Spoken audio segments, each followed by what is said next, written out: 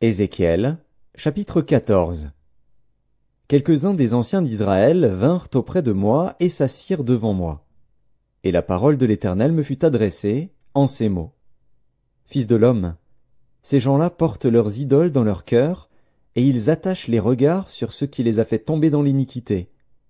Me laisserai-je consulter par eux?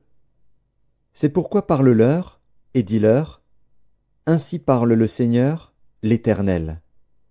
Tout homme de la maison d'Israël qui porte ses idoles dans son cœur, et qui attache les regards sur ce qui l'a fait tomber dans son iniquité, s'il vient s'adresser au prophète, moi, l'Éternel, je lui répondrai, malgré la multitude de ces idoles, afin de saisir dans leur propre cœur ceux de la maison d'Israël qui se sont éloignés de moi avec toutes leurs idoles.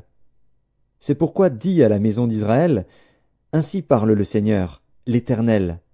Revenez, et détournez-vous de vos idoles, détournez les regards de toutes vos abominations. Car tout homme de la maison d'Israël, ou des étrangers séjournant en Israël, qui s'est éloigné de moi, qui porte ses idoles dans son cœur, et qui attache les regards sur ce qu'il a fait tomber dans son iniquité, s'il vient s'adresser au prophète pour me consulter par lui, moi, l'Éternel, je lui répondrai par moi.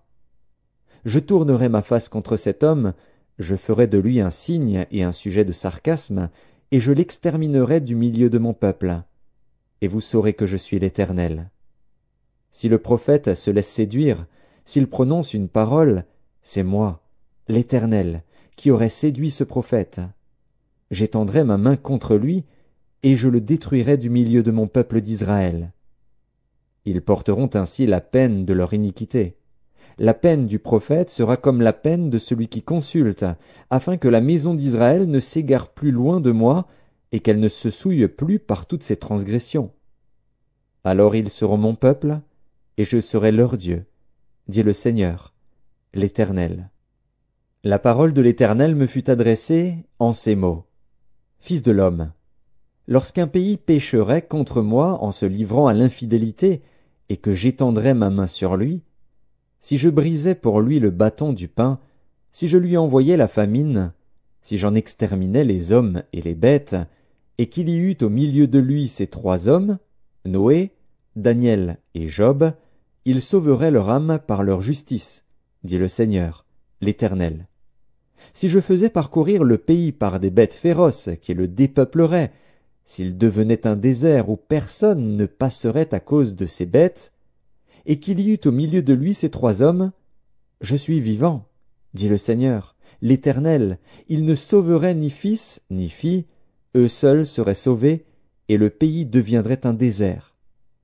Ou si j'amenais l'épée contre ce pays, si je disais, que l'épée parcourt le pays, si j'en exterminais les hommes et les bêtes, et qu'il y eût au milieu de lui ces trois hommes, je suis vivant, dit le Seigneur, l'Éternel, il ne sauverait ni fils ni fille, mais eux seuls seraient sauvés.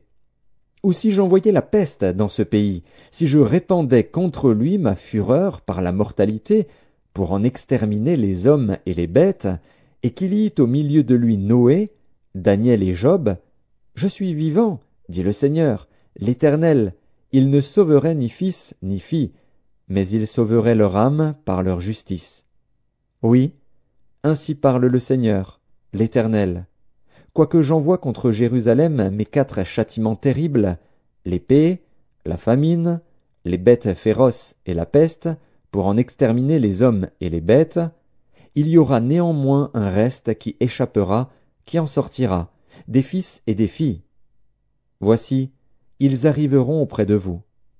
Vous verrez leur conduite et leurs actions, et vous vous consolerez du malheur que je fais venir sur Jérusalem, de tout ce que je fais venir sur elle. Ils vous consoleront, quand vous verrez leur conduite et leurs actions, et vous reconnaîtrez que ce n'est pas sans raison que je fais tout ce que je lui fais, dit le Seigneur, l'Éternel.